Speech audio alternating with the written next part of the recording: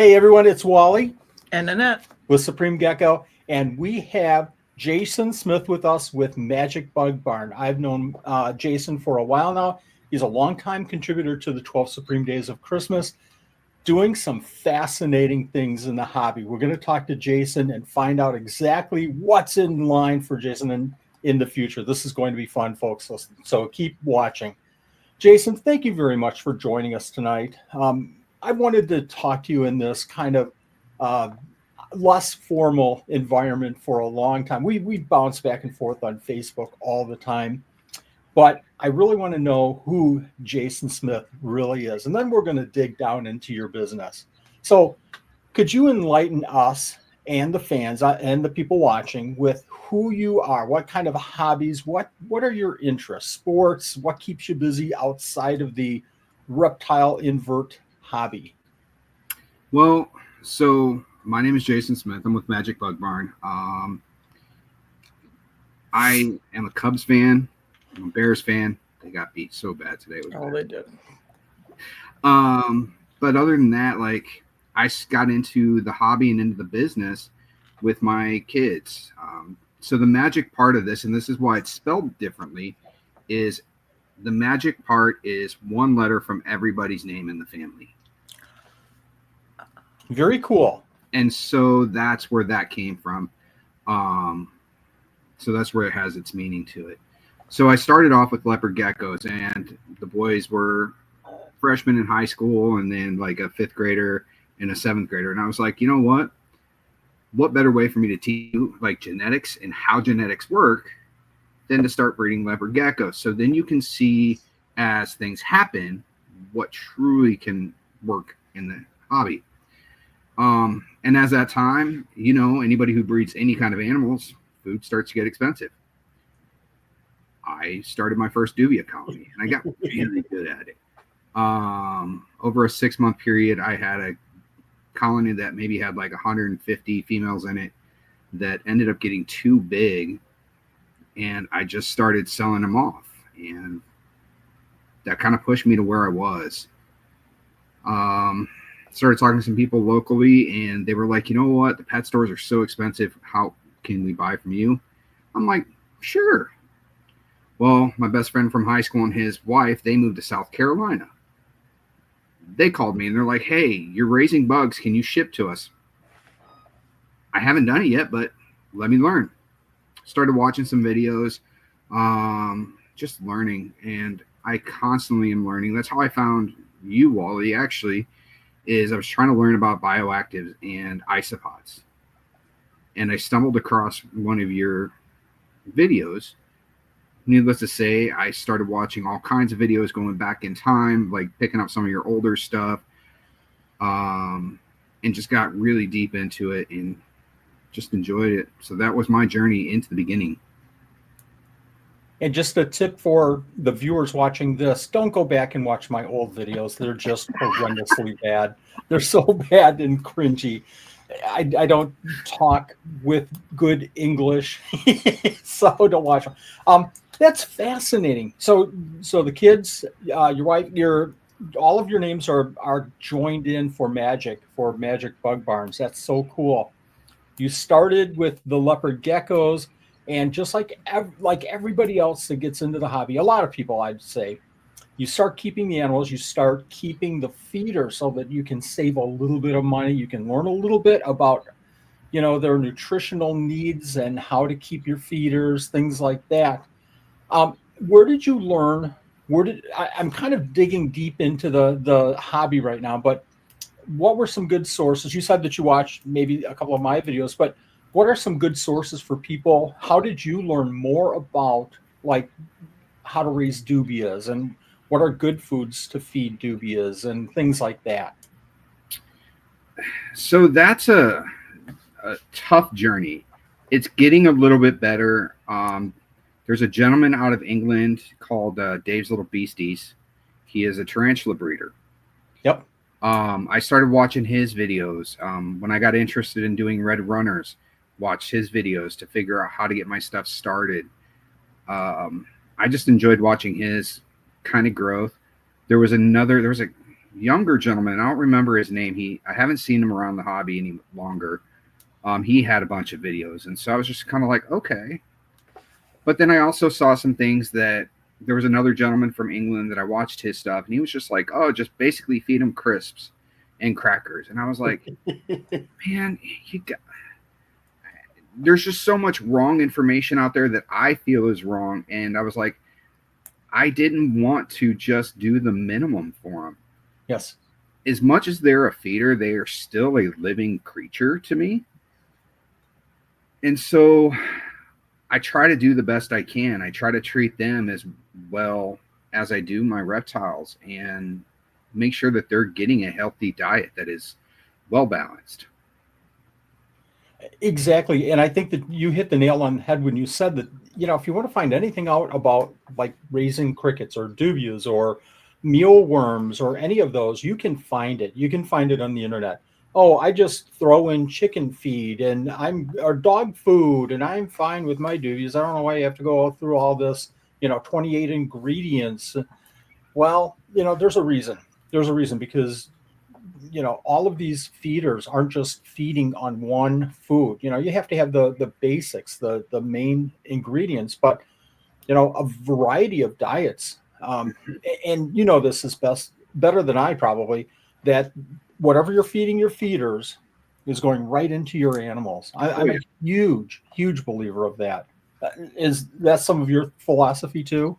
It is, and that's kind of where, like with the bearded dragons, I deal a lot with bearded dragon owners, and they're like, my dragon just won't eat his salads, and I go, okay. So how do we get your dragon to at least get some vitamins in? He's refusing to eat his vegetables, his salads, everything else. Gut load your feeders really well, and then let your dragon eat them. It's not going to get him as much of the vitamins and stuff like that, but you're going to get some of it in there. Mm-hmm. And hopefully there are products out there.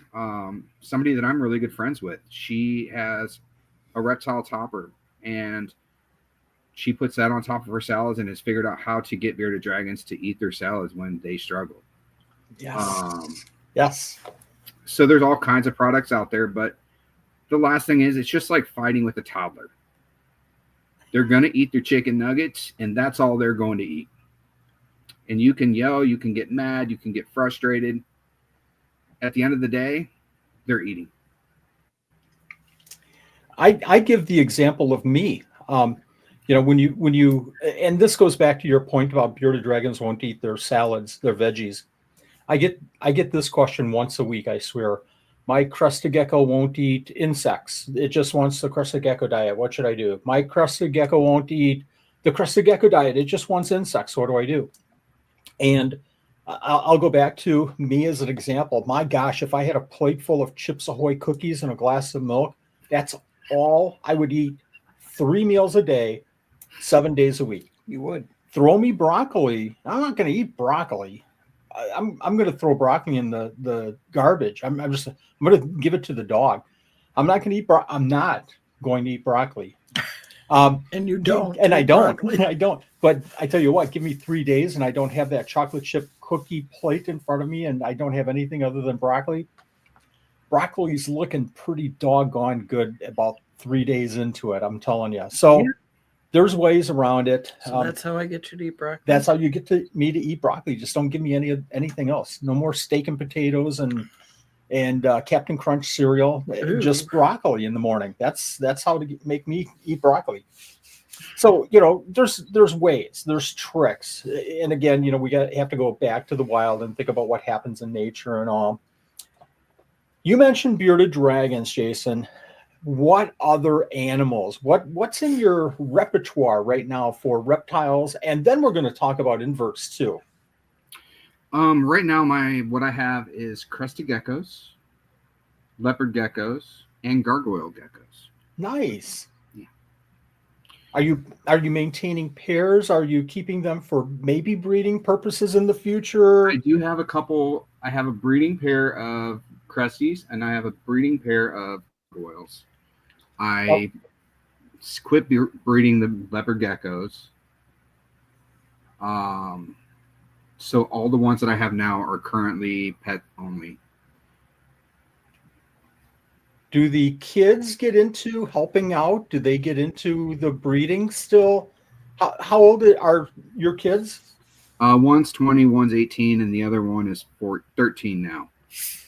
So Are they just kind of veering off Xbox a little and bit? iPad have won the day.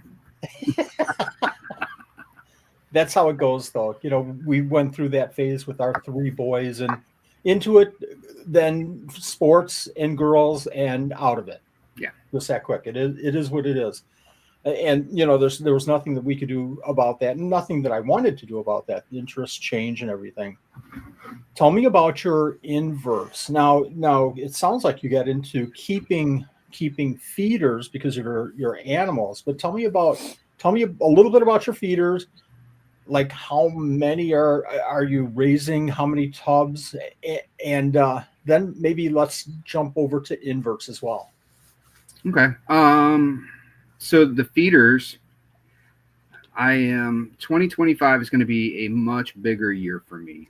My facility now, once I fill it up, I think I can hold 120 breeder bins. How big are these breeder bins? They are 30-gallon totes. Breeders of feeders? Yes. Holy cow. That's a big tote. And that's a lot of them. Yes. I try to maintain a 50 female to egg crate ratio for my dubia. I try to keep it a little bit full, but not overpacked. I found that seems to be my sweet zone where I don't have a whole lot of deaths and I get good production. For feeders, also I do orange heads. I will be re-releasing my red runners again in the beginning of the year. Crested gecko enthusiasts love those things. Yes. Crested geckos love them. Yes. Orange heads, I am working on getting colonies of discoids going. I've had somebody who won last year a gift certificate from me, but was in Florida. So I wasn't able to fulfill the order. So in turn, I found somebody that could ship the discoids down there, and I still went ahead and fulfilled it. Thank you. But as of this year, I've got probably 3 totes with about 1,000 in each breeding right now. So definitely expanding that to be able to get to those customers as well. So how are you? I'm going to stop you right now for just a second. How are you expanding? Like, do you have them stacked up in your bedroom and in your kids' rooms? Do you have these tubs like at the foot of their bed? And no, I was presented with a really great opportunity. One of my customers actually. So I had gotten married and we had moved into a house and I was going to build a garage in the backyard. Nice. And one of my customers was like, "Oh, you're building a garage. I wish I would have known. I've got a building that's got its own piece of property that the people when I sold my house didn't want. And it's already got electrical and insulation." And so they're like, "Would you be interested?" And I'm like, "It's bigger than what I was going to build and cheaper." Yes. Oh. So now my facility is actually completely away from the home. So it gives me a chance to, when I'm at work, I'm at work. And when I'm home, I'm home. Good call. Good call. That's why I'm saying that I'm expanding, because before it was in a bedroom and I think I could cap out at 25 totes. Okay. Which is still a lot. Yes. I've always had that fear of running another building. I just, I'm retired, and when I worked, I wouldn't stop. I would, go in early, stay until 8, 9, 10. Yeah. And then I just didn't want to go and then come back.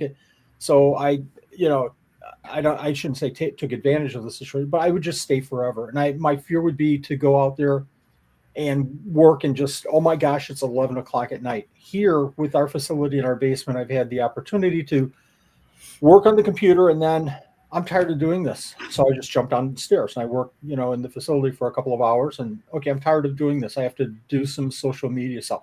So it's easy for me to no, it's not easy to walk up 2 stairs now that I'm 103, but it's easier for me to just go back and forth. And for some reason, my mind likes doing stuff like that. That it likes doing the couple hours. I don't know. That's just me. So, but wow, what an opportunity! Can I ask how big the building is? It's a 26 by 40. Wow. So I split it into 3 rooms. I've got the bug room. That is 19 by 26. I've got the gecko room, which is 21 by 30. Maybe 21 by 20, something like that. And then I've got a dry storage room that has a bunch of shelving in it, and that's where I can keep all my stuff ready for shows and my dry goods stuff. And then everything is temperature controlled. So the gecko room is held at 74 degrees at all times, and the bug room is held at 84. Perfect. Mm-hmm. 84. Are you doing anything other than the roaches in the bug room? No. Okay. I was doing isopods, and that's how, like I said, I had found you. I've kind of stepped back from those. I maintain Panda Kings, dairy cows, and orange creams. Nice. And I use those for my bioactives. But beyond that, those are the only isopods that I keep any longer. That's kind of a direction that we took as well. We've narrowed down to about a third of what we had, and we're just enjoying them so much more now that we're at this size. It just works out for us too. I like the idea though of keeping some and a good variety too, and some beautiful animals for your bioactives. Let me ask you this. You have gotten into this, you're expanding. To be very honest, we're at the end of 2024. A lot of hobbyists are concerned about the reptile market. You're expanding. I'll be very frank. We've expanded probably 50% this year in our facility.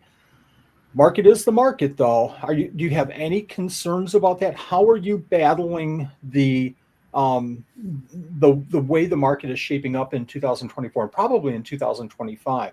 What kind of measures, if I may ask, what kind of measures are you taking to kind of avoid that whole impact of what the market's doing right now? So part of the market I am scared of is the reptile part of it. The babies that I'm hatching, I'm finding that they're a little bit harder to move. They still move, yes, but nowhere near the amount of numbers that they were at one time, which is why I only have one breeding pair of each, because I don't want to flood the market. I pulled back just to kind of hold that back.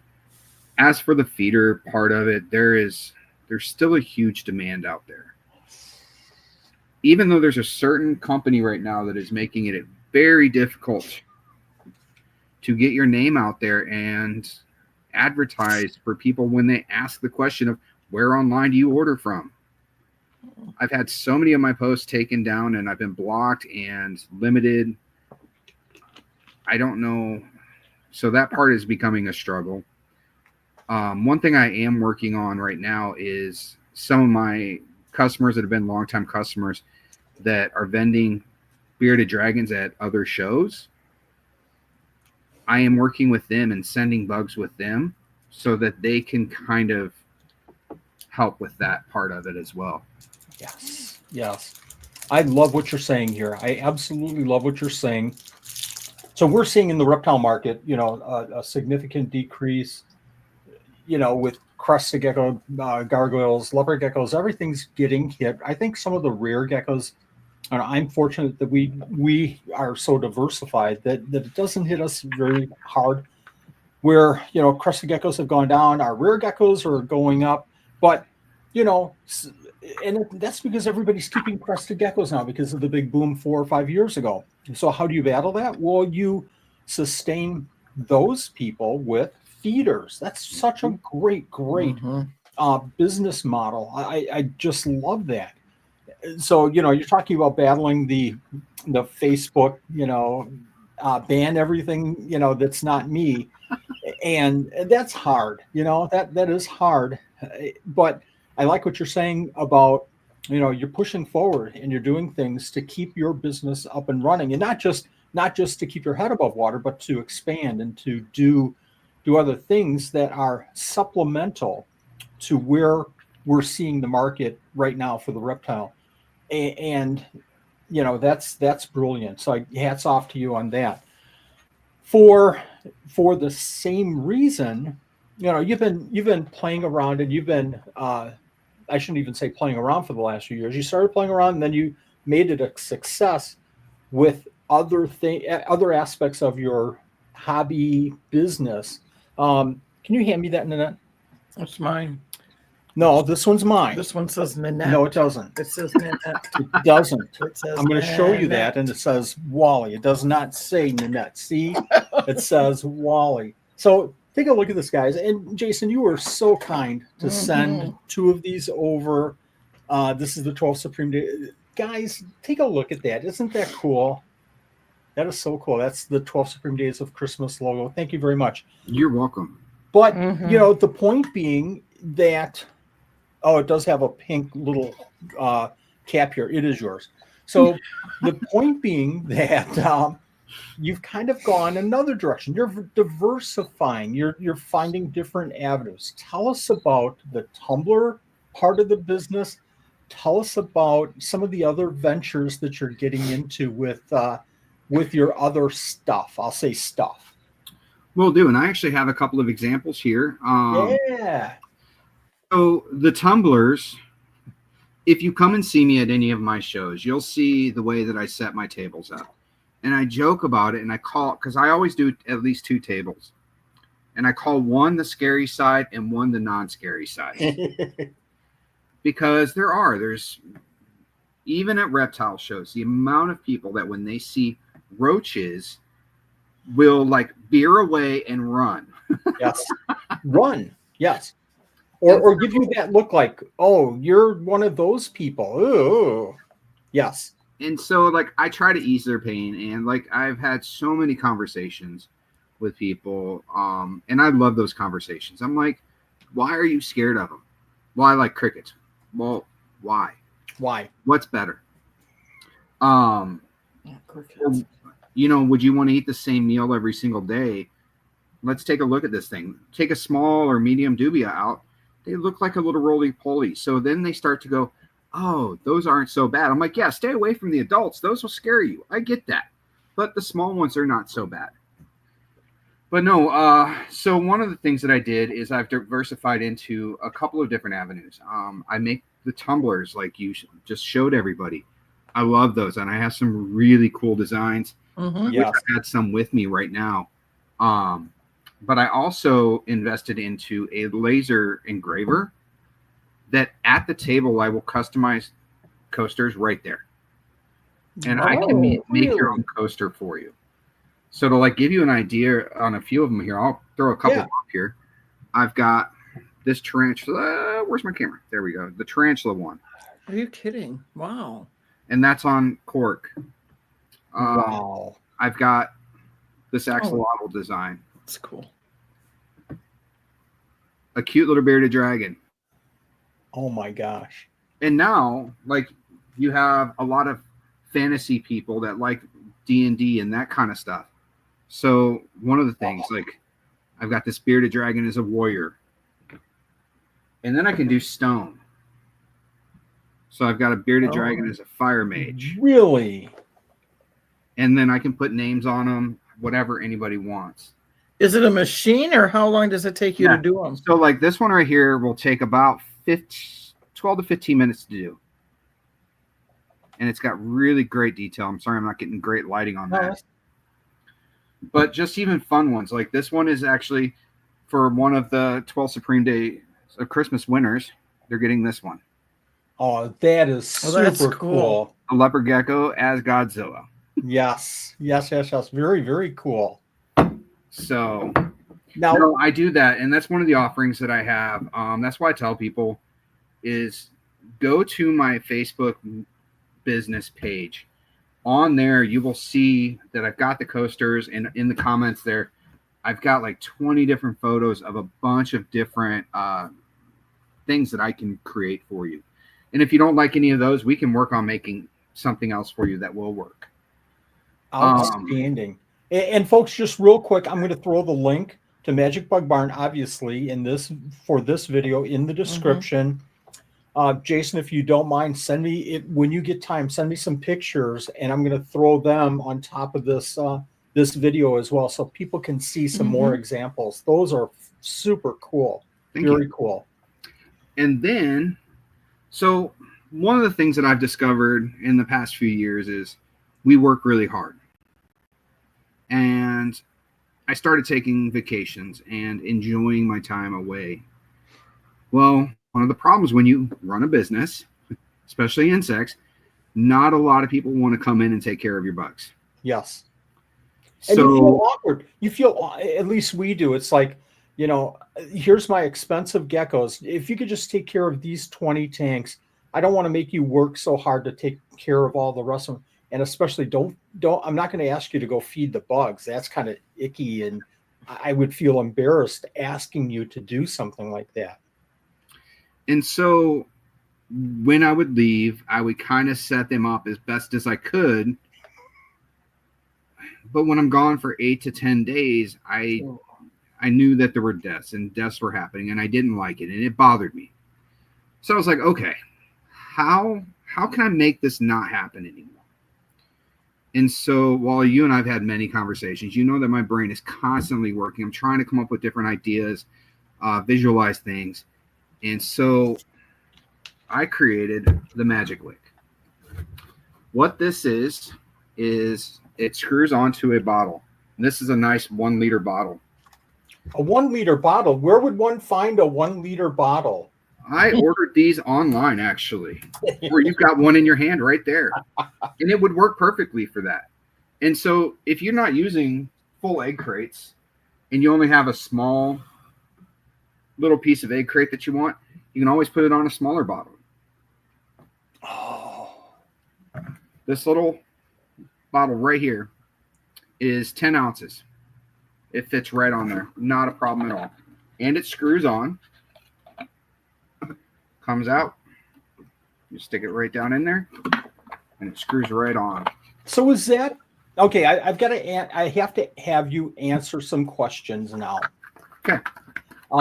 Is number one, I've got, you know, you and I have talked about this. We're squirrels. Our minds are all over the place. And my mind right now is like 14 different questions. I'm going to start with the most obvious.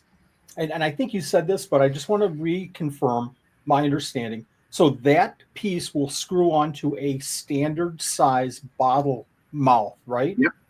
Okay. So I don't have to worry about getting the biggie, you know, 1 liter bottles.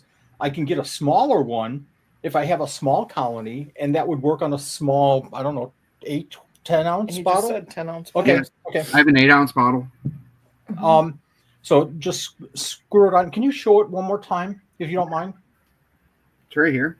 So this That's is the big for, this is mostly for like crickets, right? Or dubias. Dubias and crickets. Dubia, orange heads, red runners.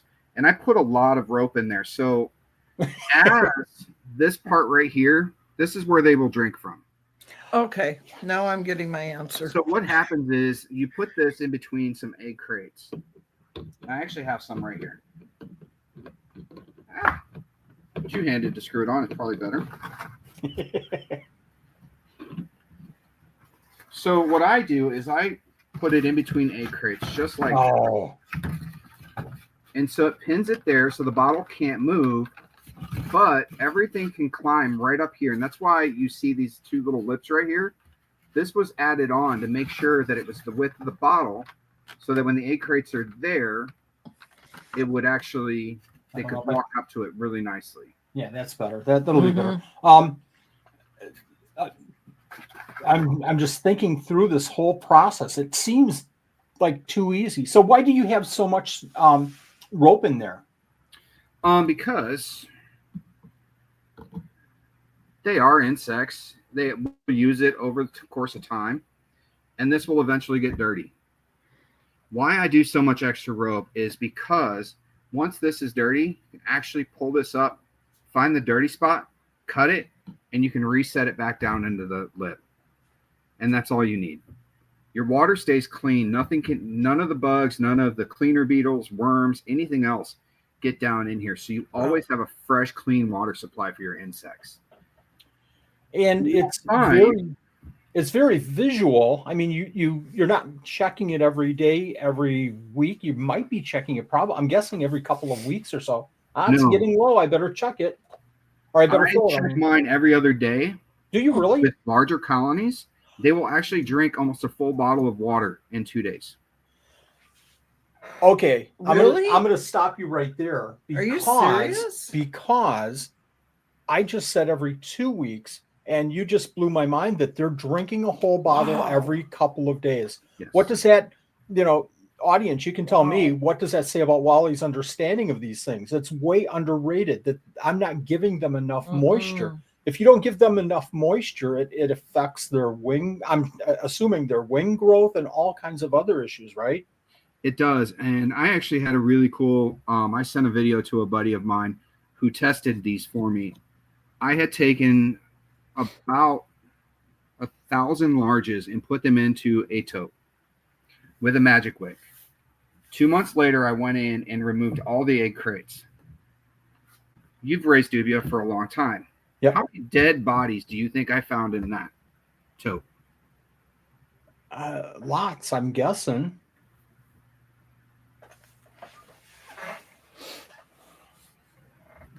Wow. It was strictly frass. That was it.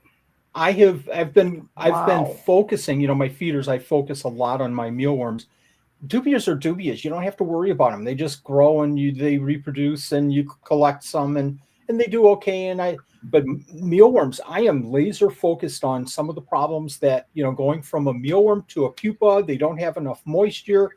They'll develop crinkled wings and they won't. So there's almost a science, but dubias are super easy. You don't have to worry. Maybe not. Maybe Wally isn't thinking through the process the right way. Maybe Wally needs to start upping his game with his dubia to, number one, keep them alive. Number two, thanks, Jason. Maybe number two, to research a little bit more about their needs. And it's not just about food. I'm a big believer in a good diet for mealworms, dubias, or crickets. But the water thing, this has me kind of stumped right now. Like, how have I missed this for 20 years? Well, and I think that's where we all have missed it. We have all thought, and I did too, for the longest time, I thought the same thing was if I give them some fresh vegetables every other day, that's more than enough hydration. That's plenty. But if we start to think about it, like even with ourselves, are you thirsty more often than you're hungry? Yeah, absolutely. So if we're going to give and feed the best quality feeders, shouldn't we hydrate them better? And I'll go also a step further and say that, if you have it available, if they're not drinking, if they are, and Wally's not giving them enough, and now he does this and he's giving them enough, maybe they're going to be healthier. If I give them too much, it don't hurt nothing. So why not give them more than that I think they might need? Like I do. I have certain bins that will go through orange heads, especially. Orange heads love water. I have found that out. Like, they will come up. They're constantly on the Magic Wick. Some of my other bins, not so much. I have some really good photos, like, of the wick completely covered by small dubia, medium dubia. I have other times where I walk in there and I might see one on there. But that's what I'm looking for. They don't necessarily need to be there all the time. If they are, it means that they're dehydrated. This is making me more thirsty, so I have to keep drinking now. Let's talk about a couple of other options and what some of the problems are with other options. I have a chicken feeder waterer thing in mind, and that seems to work good. Why isn't that a good option? We've seen them with the base, and you screw on, and then you flip it over, and it fills up this little moat. Well, you can put rocks and stuff in there and they won't drown. How easy This is is it a to clean everything softball. out? This is a softball to Jason because I know there's major problems with this. I can put sponges in. You know, they sell the little sponges. I can put them in so that they could You can use water crystals too. You're making my head hurt. You can use water crystals. I did for a while use water crystals, and I didn't like how nasty they got. And then I was like, I don't even know what this chemical is that they're eating, because mine, they would literally consume everything that was in there. So I don't know. Like, some people say that they have water crystals and they just pour water in and they rehydrate it that way, and they just constantly are able to pour water in and their water crystals stay. Mine never did. My water crystals always disappeared. And so I'm like, I'm not a big fan of that. Your chicken water, 100%. Yeah. But where's that at? Down at the bottom. It's on the bottom.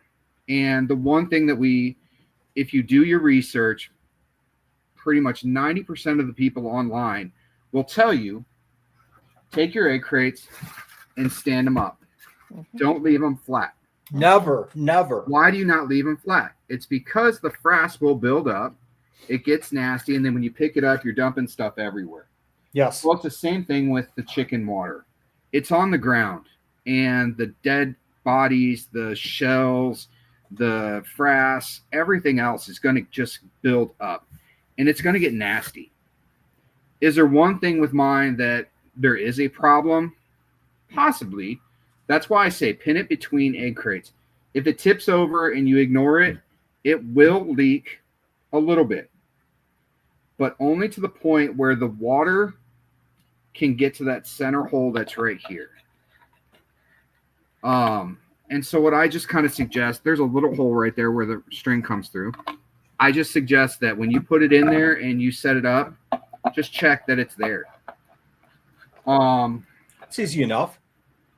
For my red runners, because I don't fill my red runner bins with egg crates, I actually create a bridge with mine. So like this and like that. So they have a long distance to get across it. And then I've got a whole bunch of air in the middle between the two. Perfect. Are you finding adults well, before I ask that, I'm gonna go back a step.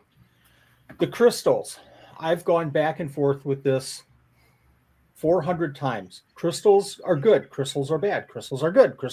So the one thing that I cannot ever get away from is what you put into your bugs goes to your geckos, goes to your reptiles. I'm sorry. I'm selfishly minded toward geckos.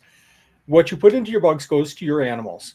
And I cannot avoid, convincing Wally that that's not a problem. It's kind of one of those things, well, I'll feed crystals, but a lot of it can't get it's got to be okay. But just like you said, we don't know there's polysorbonate, acetainable, thermonuclear, some kind of ingredients in there, and God knows what's in there. Whatever it is, you just said it. When they dry out, put some water and they expand. Oh my gosh. So that's going into the insect, and now they're drinking more water and expanding. And that's going into my geckos, and my geckos are exploding like two filled balloons. Wow, this is scary. So ultimately my point is that whatever those gel things are, it can't be good. It can't be. Well, and I had gotten a hold of some bad stuff too. The water crystals didn't actually stay formed. They turned into a gel. Ew. And it was like capturing my baby Dubia and killing them. Like, because they couldn't get out of it. Yeah. Uh-huh. So that was one of the first times I was like, I'm done with these things. And that was during COVID, when things weren't as easy to get. Yeah.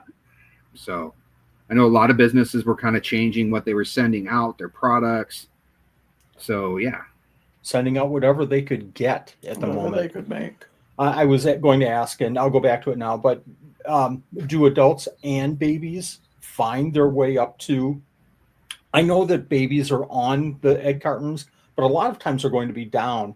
Will you find the babies coming up to drink? Oh, yeah. Cool. I find babies all over it all the time. I'm trying to think why I shouldn't be using this. Are there any drawbacks whatsoever? You mentioned kind of the tipping thing, but that seems pretty pretty easy to You can solve. control that. Yeah, pretty controllable. I'm still trying to figure out how to market this thing really well. It's a newer release for me. So I've been making them and using them myself for about 9 months now. Insurance companies like to dictate a lot of things. And I had one insurance company that told me I could not sell 3D printed items on my website. What? Why? They didn't like the 3D printed part of my business. So I was not allowed to sell, or they would revoke my insurance. Small pieces, young children. It doesn't make sense to me, because can you grab that box? So I've got to be honest. You sent me this product. Haven't used it yet. What's that? Have you used it yet? I have not used it yet. You sent it though. In all fairness to myself, you sent it just before the 12 Supreme Days of Christmas. I was, just starting rolling that out, and it's still in the bag. Nanette, you want to open it? I think you got it? Apparently I am. Oh. We had this in the house and you didn't tell me? Yeah, we could have been using And I'm this the and one saving. that does the Dubias? Yeah, Nanette does all the insects. Yeah. So I've been costing That's why you. I said thanks a lot. I've been costing you money. Wow. You So just I had the just dog need a come liter in. bottle? Is that what it was? Or Nanette, you can use any size bottle. I use the liter ones in my Yeah. big tall tubs. Yeah. My tubs are all tall. Okay. But like if you want something a little bit smaller, like the sparkling ice bottles work really well too. Oh, okay. They're really Those are thin. the ones I have, those nice tall thin bottles. That's that ice drink I drink. Oh my gosh. So squirrel. Oh, good Lord, here we go. So I keep fire brats. I keep peanut beetles. I keep all kinds of other animals that need, lots of veggies to stay hydrated. Mealworm beetles. Oh my gosh, my mind is going all over the place right now. So they don't need, obviously, they don't need this liter size bottle, but this might be and those bins are small. Those are 15. A lot of those types of insects, the bins are 15 quarts. Fire brats aren't. But the fire brats aren't. So I could do this with the fire brats. And These are for my Dubias, sorry. So let me tell you how I do the fire brats real quick. Could you show that again? I'm sorry. It's a tiny, tiny bottle. Yeah. Not the size of a mouse. And this one fits on top of it. Yep. So I could do that with the little bottles too then. My fire brats, I'm going to tell you how painful this is for me with the fire brats. I have those little cigar tubes, and then I take cotton and I stuff it in the mouth. And I've got to take the cotton every 2 or 3 days. I have to do this. Take the cotton out and little water, and then stuff the cotton in and put it down right and hope that I stuff the cotton in. Oh my gosh, I just drowned all of my fire brats because I didn't put the cotton in the right way. So, and again, that's every 2 or 3 days. That would work. This is perfect for them. I'm still, in my mind, I'm still trying to think how I could do this with mealworm beetles. Mealworm beetles would be simple. Just a small piece of egg crate and give them a little small walk path to get up to it. Got to get them up to it. You just got to have a smaller bottle. That's all. Yep. One of the small ones like Jason was showing. A 10 ouncer. You keep stealing it from me. Can I get it? No. I'll take this one then. Doggone it. So I want to show this one more time. Hopefully the camera gets this. So if I can do this the right way, I probably can't. But don't mess it up. I'm going to break it. I'm trying to. No, you won't break it. Here. I usually use like a Bic pen cap. Here. No, I just got it. I got it. So it comes off that easy and goes right back in that easy. Even though Wally can do that. So that's got to be. If you notice at the ends, there's that little like. It's plastic. Cup. I always push it in there because here's the one thing. The wicking rope will continue to wick. And that's why it's there. So it's over here dripping because I'm leaving this hanging. So that is why that is there. So you push that underneath of there so it stops the water from overflowing. So now you see, like I put that back down. I've got this long string right there. You just all I gotta do is pull this down from the bottom, to tighten it up. I would imagine if you left it out, that would be the one time that you would remember, don't ever do that again. Yes. Does it ever get moldy? I have not had it get moldy. Okay. It does get dirty from the roaches biting and chewing on Right. it and drinking from it. So I let mine go for about a month.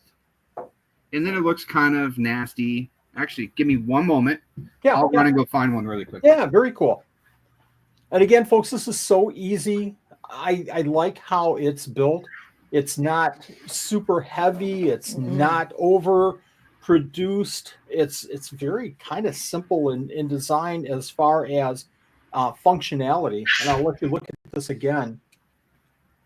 This is pretty cool. Now I feel bad, Nanette, that I haven't been sharing this with you. It was going to be my little secret, and I was going to say that I really designed it, and I was going to surprise it on you. All right, so this has been in a roach tub. And the water is crystal clear. Wow. The top is dirty. That's to be expected, though. Exactly. So when I say if you just take this, and you'll be able to see it.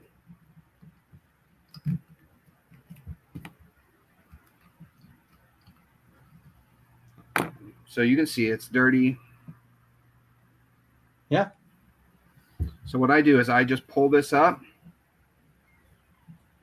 and I'll take a pair of scissors and cut that right there. Throw that dirty part away. And then I just reset this. Do you sell the wick separately, so when I run out of wick, I can order wick? I do. Okay. Good question. I'm going to ask you something. Just kind of. I hope no non-reptile people are watching at this moment. Only reptile people would understand. Only feeder people would understand why I'm asking this. I'm going to go back to those little chicken feeder things that you put on the bottom and the dead animals and sponge, and it's gross, and you can't even literally pick it up because it's so gross, even if you have years of experience. I'd like you to take that one that you said was in your bin for about a month and just give it a little whiff and tell me. Oh, I know, but I think Jason's going to understand my question. How bad is it? No smell. No smell. So I'm guessing that's because it's getting dirty because the roaches are right there eating. They've been down eating foods and stuff like that. It's going to naturally, but it's not dead animal bacteria buildup smelly. Oh, okay. Right? See how bright clean that is? Yeah. Yeah. You just have that little bit that's a little bit dirty. Yep. That makes 100% sense to me, that it wouldn't be, oh my gosh, this is so gross. It's just a little dirty. It's not slimy like you get with the bacteria buildup. Yes. I guess that was my point. So, and a fun thing here, and I still need to test this. I haven't done it yet. One thing. Technically, what I print this out of is meant to be in a high moisture, high heat area. Oh, yeah, sure.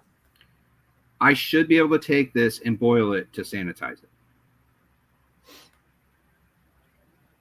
Per the specifications of the plastic that I use. So I'm not using a PLA.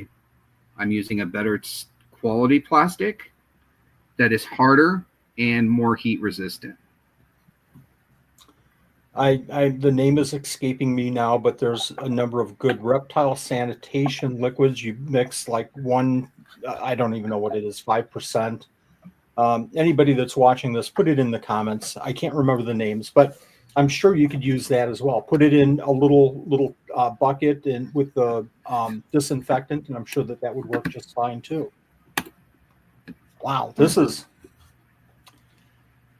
I need 120 of these. Can you deliver them by January 2nd, please? He's 3D printing these then? Yes, Nanette, this is all 3D printed.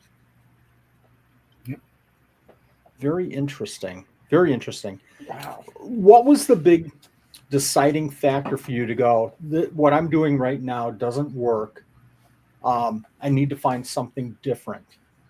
Because they were dying, he said, when he went on vacation. Yeah. Was that it? Just a It was. So when I went down to went to Cancun, and we were at the airport, they canceled our flight back. And so I thought that the trip was supposed to be 6 days, and it ended up being 9. Ooh. And so it was just a long time frame. And I was just like, granted, they ate really well. They were watered before I left, but still, that is 9 days. Yeah. And I noticed shortly after that, I was having the fruit fly battle. And that's when I know, like, when I start to see the gnats, and that I can tell is when I'm having a little bit more deaths. Because obviously there's something for them to breed and to eat on. Yes. And so from that point on, I was like, okay, what can I do? And I wanted something that was easy to do for not just me, but for anybody to do. Originally I was taking and like trying to pour it in slowly from my bottle of water. Then I got smart and I'm like, oh no, a funnel would probably be a much better idea. So now I can pull it off, unscrew it, stick the funnel in, take my gallon of water that I dechlorinate. I distill it, and then I let it sit for a few days, and then I pour that water in.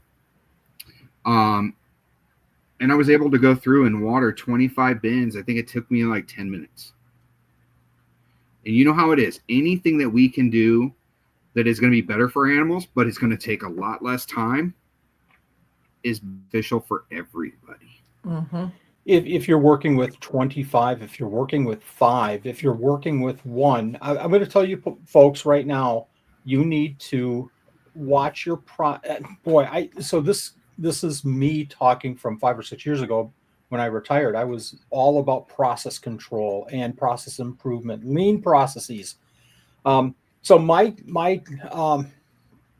2 words for 2024 was process improvement. And that meant trying to minimize repetitive kind of tasks and tasks that took more time than they really should. And now I've let this sit in a box for a month, and now I feel bad. So, now that we have, in the bug room, how many enclosures do we have to manage, would you say, about? That we could put a solution like in. I can put this in 16 right off the bat. Yeah. And that doesn't include the mealworms that's just Dubia and the other stuff. Rats. Yeah. So that's a big change. If we're not changing the little cigar tubes every 3 days and I'm checking, maybe Water once every constantly. it not only improves the health of the animals, but it saves me some time too. Love it. And like I said, I do. So like these clear bottles here, these are ones that I found from a company. So these didn't actually come from like me drinking something out of this. This is a Pet G product that was 100% clear. So if you can't find something like these 8-ounce bottles, I do have some in stock. Okay. So I drink my beer. I drink my beer in smaller bottles like that. So I think I'm going to be okay. Anybody that needs bottles, you can contact me too. No, I don't. No, I don't. So this is huge. This is absolutely huge. We need to figure out a way to get this in front of more people. And I'll do whatever I can with this video. And again, when we started this video, I had an understanding of what this is, but I've been enlightened. My mind has shifted, which is a good thing. And that's, 20 some years, I'm still learning every single day, I feel. So I think we all need to do that. Mm-hmm. Let me ask you this. What's the next big thing? And you don't have to, spill the beans on anything, but kind of projects that you're thinking about in general. You don't have to be specific or anything, but are you taking your, 3D forward with other ideas? Are you taking your invertebrates, your bugs, your feeders? Are you moving that forward in a direction? I have a concept that I'm trying to work out. But I haven't figured it. It's kind of an odd thing. One thing, like I said, you guys are able to get on in front of camera and you're really comfortable here. Thank you for bringing me on tonight. This is a great experience for me. Because one thing that if you look all over YouTube, there's one thing that I have found that is not there. If I sell you a feeder or a starter colony of Dubia, what does it mean? So if you're trying to feed your reptile and not have to purchase insects from anyone again, that's why people will typically buy their Dubia starter colonies. What should you expect? There's not a single video out there on that. So that is one thing that I would like to do, is just to kind of get myself out there a little bit more. And I thought about doing like a mini series of something like that to do. If you buy a starter colony, it's 10 females and 5 males, and you put it into a tote, what does that look like for you on a bi-weekly basis? Or do you need to go 50 females, and what does that look like for you over the course of about 6 months, and try to give people that updated, well, after 2 months with this 10 females, these are the amount of babies that you should expect. And there's really not that information. It's just, hey, start a colony. What I try to explain to people is starting a colony is not the, oh, you're going to buy this starter and then you're never going to have to buy bugs again. Yep. You're going to buy this starter and then you're going to have to purchase bugs for probably 6 months before this colony is up and running enough that you can supply yourself with it.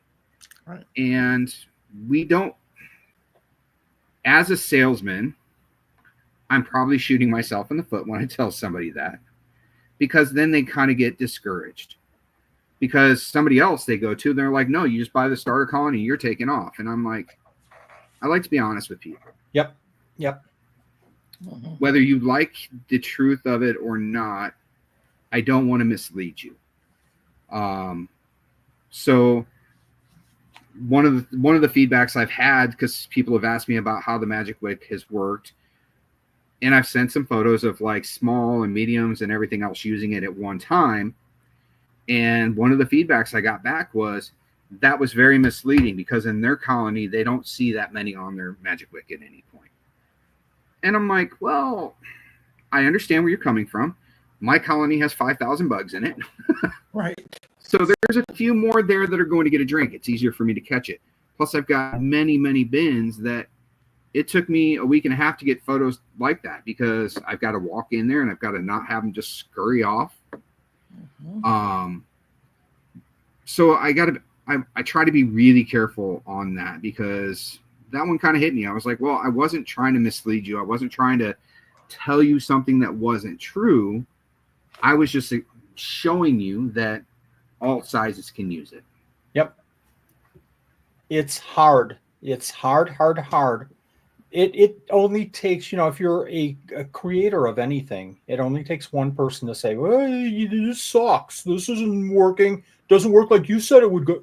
And it changes your whole mindset. And the hard part is that if it's working for 99%, you can work on the 1%, but sometimes there is no, absolute cure for 100% solution. There just isn't. We've been doing the 12 Supreme Days of Christmas for 13 years now. And Jason, thank you again for this year and for the past years and all that you've done for the event. But through that event, we've asked for opinions and solutions and suggestions, and we'll get the back and forth, started earlier, started later. And I just have to kind of let it go, because I'm not going to, solve the problem for everybody. I think it's important. Like, I think this is what you're saying here, is that it's important for you to keep that in the back of your mind, constantly improving, constantly moving forward. But sometimes it's just, you're just not going to please all the people all the time. You just can't. And you can say things, like, I love your idea of coming up with a video like 6 months and showing snippets through time.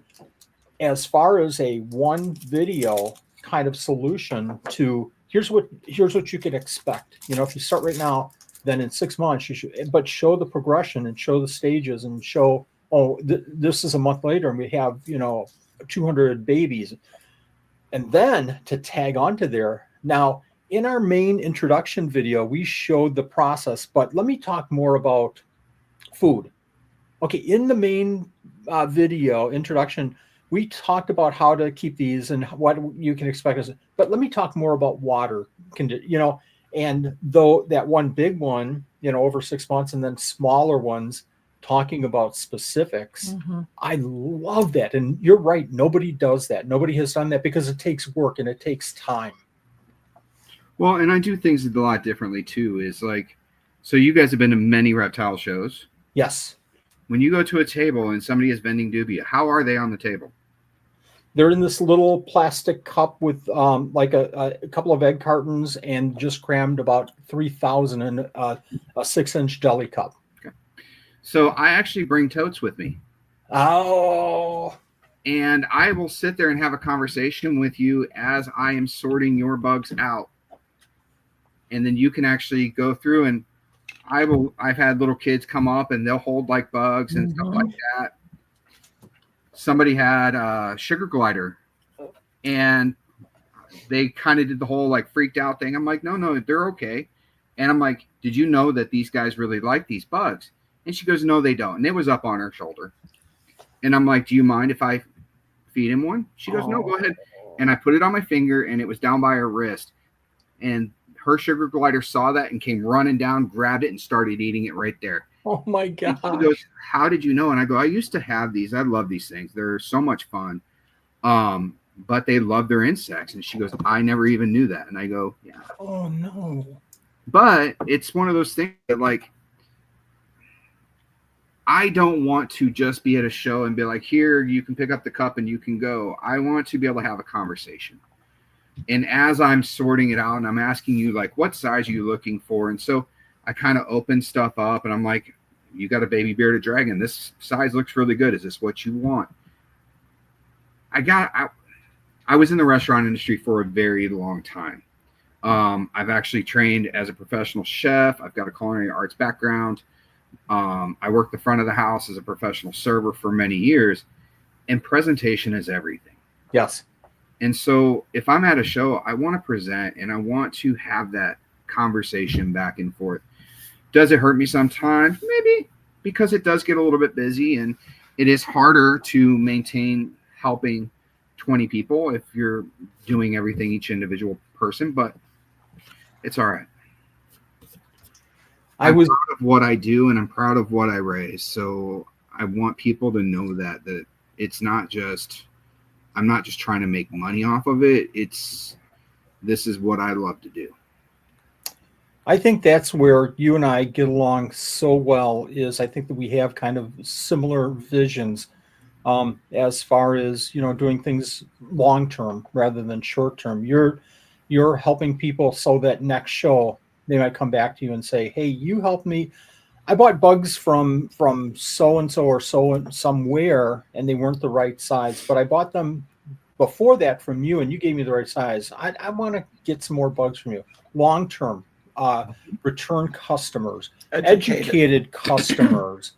I think that's why we get along so well. I was going to ask you earlier about a tip that you could give us for shows, and I think you kind of gave it there about presentation. You can have stuff on your table. If you don't talk to people, if you don't show the stuff on your table the right way, people will look at it and they'll walk right by. Mm-hmm. And that's a shame, because you might have some pretty cool stuff sitting on your table. Presentation, talking to people, attentive, educating. Again, this is why I think you and I just have the same thoughts going on. Any other tips that you'd like to give people?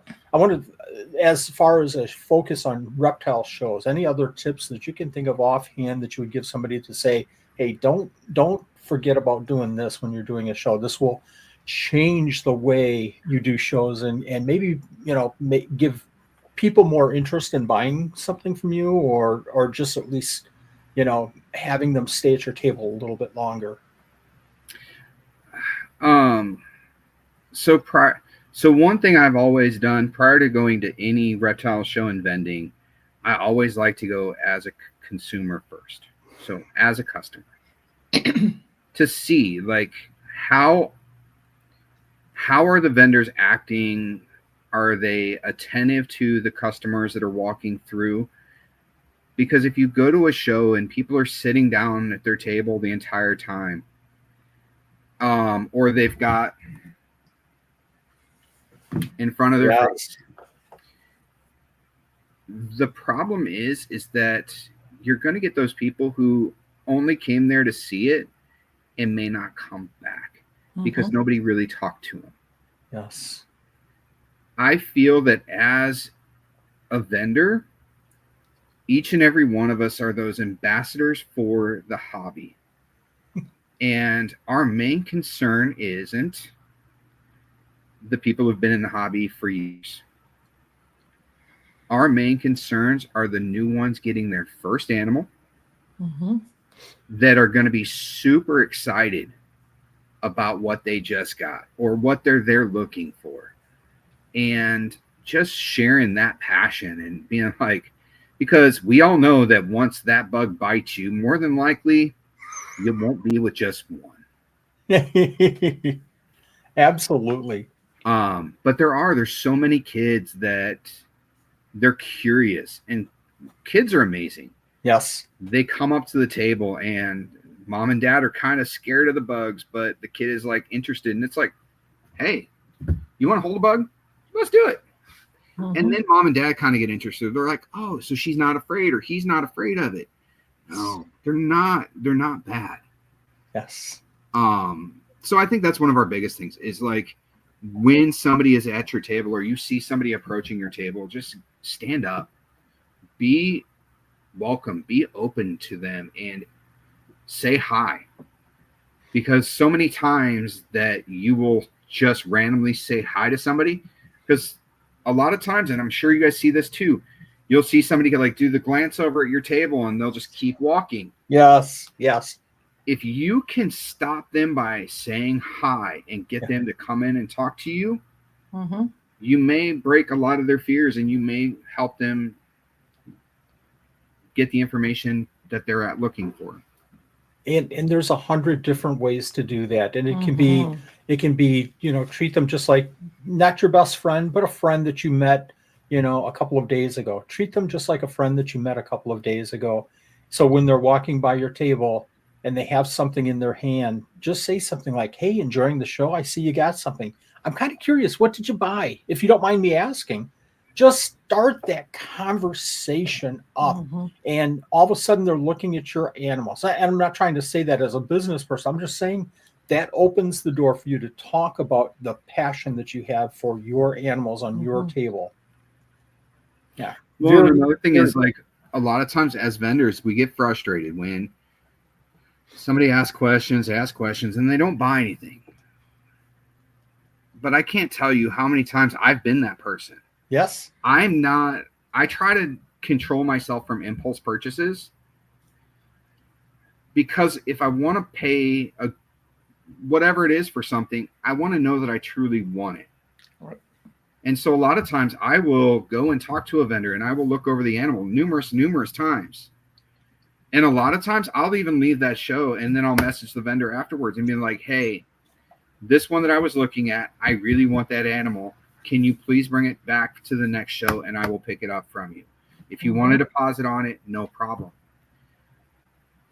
But I think a lot of times we get so irritated with that person that comes and looks at an animal and then comes back and looks at the same animal that we just kind of shut down and we quit talking to them and we just quit paying attention to them. The reality of it is that more than likely, that's the person you want to hand your business card to.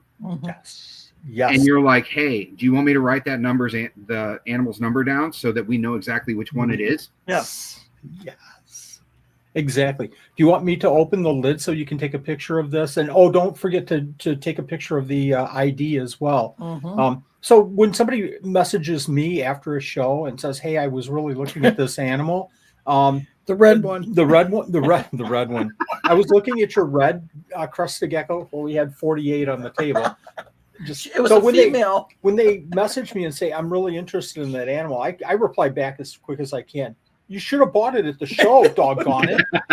Leave me I'm not alone. bringing it back.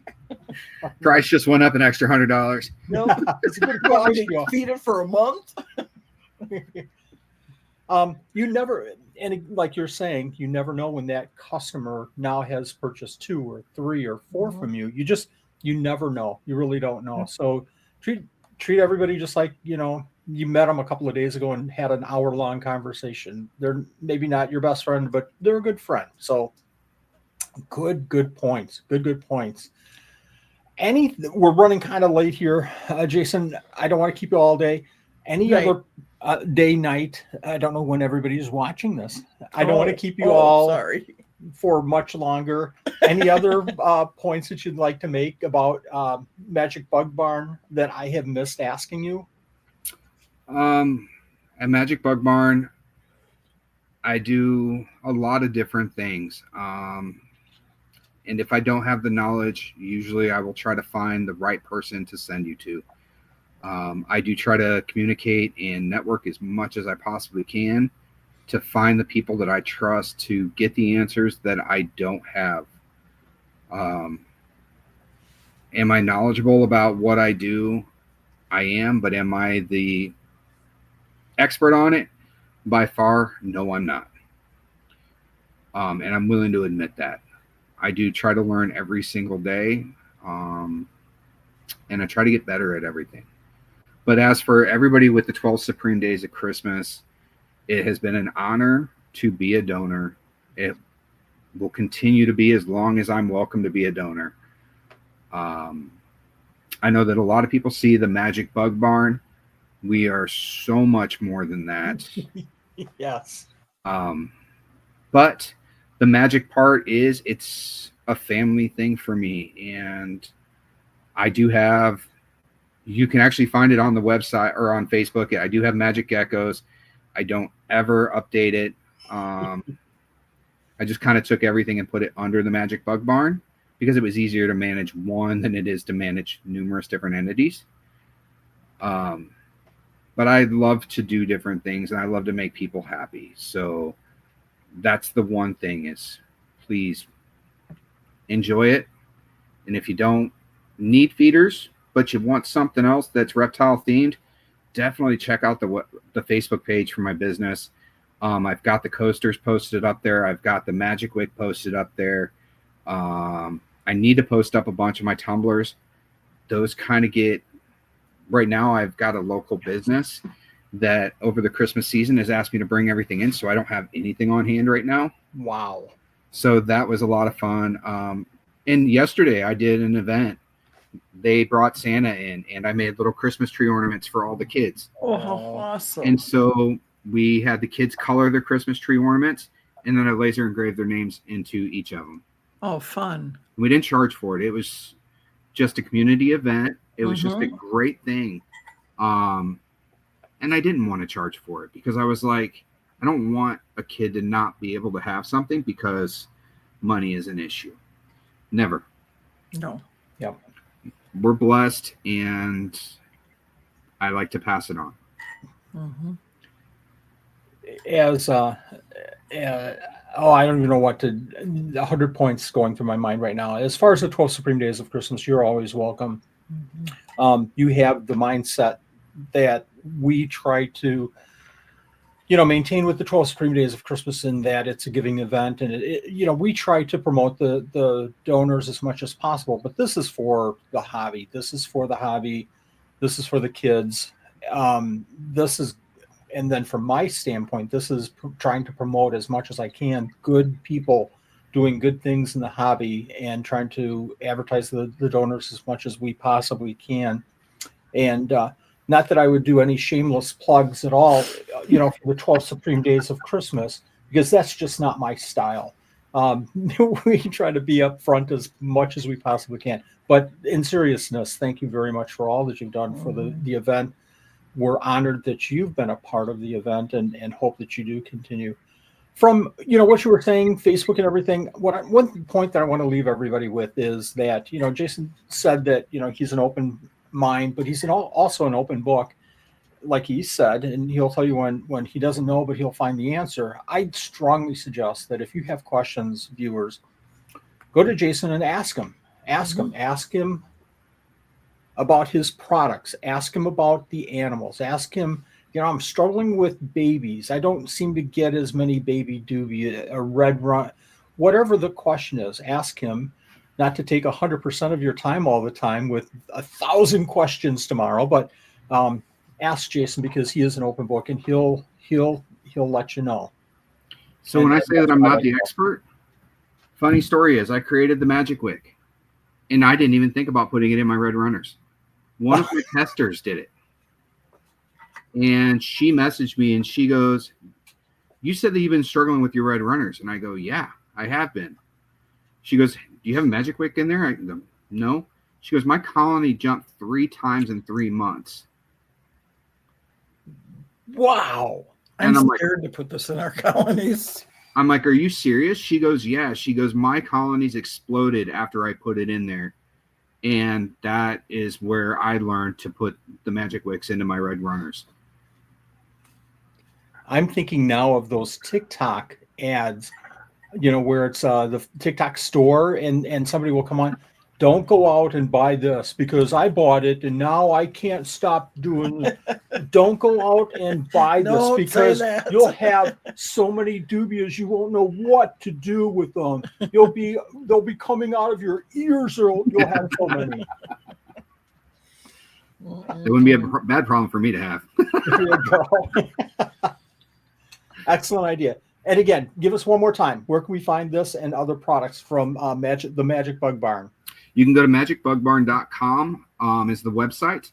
The Magic Wick is on there. I do not know if I've got the individual wicks on there, but I do know if you purchase one, there is an option to buy it with an extra wick or 2 extra wicks. I have all my dubia on there. Orange heads are available. Like I said, at the beginning of 2025, red runners will become available again. I try to ship UPS. I've had better luck with more consistency there. I've had products that I tried shipping within the state of Illinois that went to Ohio and North Carolina and then back.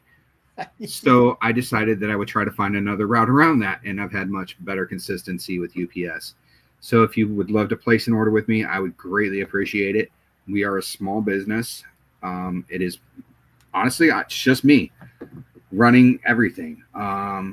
Luckily, I've got my wife to support me doing the stuff at home and helping with the kids. But as for the business part of it, that's me now. And I love it. This wouldn't change it for anything. And yeah, if you have any questions for me, please, I love to talk to people and help guide them through the things that they need. Suggestions, or there's something that you think that I'm wrong on, please tell me, because sometimes the information that I find is not always correct either. So always willing to learn, and I won't argue and fight with it. That tells you, Jason is a good hobbyist when somebody says that they're open-minded and will listen rather than telling you, what you should be doing instead. Jason, it's been a blast having you on. It's been educational, hopefully for our viewers. It's been selfishly educational for me. And unfortunately for Nanette, you're going to have a lot of more work because we're going to have a lot more dubias and mealworms and crickets and especially fire I only rats. do dubias. Oh, okay. Well, I'm still trying to come up with a way to get you something smaller, but what I'm struggling with is with 3D printed, I can't always guarantee that it will hold the water. Sure. And so that's why I didn't want to make like a 3D printed thing. Understandable. Absolutely. Totally. I'm going to try this though in the fire breaths and I'll let you know how it goes. I bet you it's going to work really well. I hope so. And like I said, as you're using it, if you notice anything that maybe I didn't see, or whether good or bad, it is my design. So took me quite a few iterations of it. It's why I'm so proud of it, and I really enjoy it. So, and I'm hoping to keep continuing to get the name out there and getting more people, because I feel the better that we can take care of our feeders, the better we're taking care of our animals. 100%. Totally. appreciate you being on the show. Thank you, guys. It's been an Thank you honor. so much for everything. It's been an honor. Like I said, I enjoy you guys.